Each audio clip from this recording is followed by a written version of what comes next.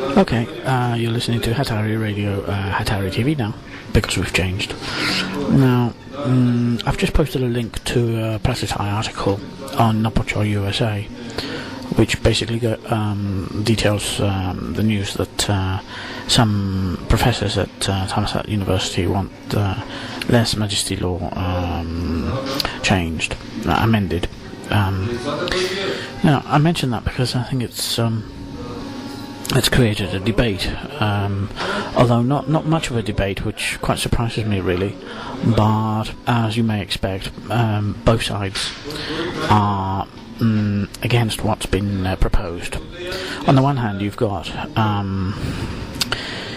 lèse majesty abolitionists like myself, who perhaps think that the proposals are a bit mild, although I don't think that they're mild. I think it's reasonably satisfactory because it brings into line lèse majesty law with international standards and other European laws. And then you've got the more, shall we say, radical LM abolitionists who think that it should be scrapped altogether and that royalty should use normal laws, anti-defamation laws, which all of us have access to. I quite agree with that as well. But not surprisingly, the staunch anti-royalists who are opposed to this campaign, to the Article 112 campaign, have started screaming their heads off, which is not really surprising. We all expected that. But it begs the question, why are they so against it? I mean, didn't the king say he was against lèse majesty law? That's what royalists have been saying for the last 3 years. Oh, the king is against this law. He didn't impose this law. It wasn't his idea. He's against it. He said so in a speech, didn't he? And now, of course, we see the royalists in their true colours. It's obvious.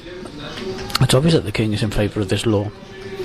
In fact, in 2005, when he said, if they are sent to prison, I will pardon them. That was a bit of a Pinocchio job, wasn't it? Because he hasn't pardoned them, has he? No, there's lots of people still in prison. I don't see the king tripping over himself to sign the royal pardons. Do you? But there was another thing that he said in 2005, which was even more interesting. He said, the king can do no wrong. The king can do no wrong. Well, that's basically an endorsement of lèse majesty law, isn't it? I mean, if the king can do no wrong, then lèse majesty has a raison d'être, a reason to exist.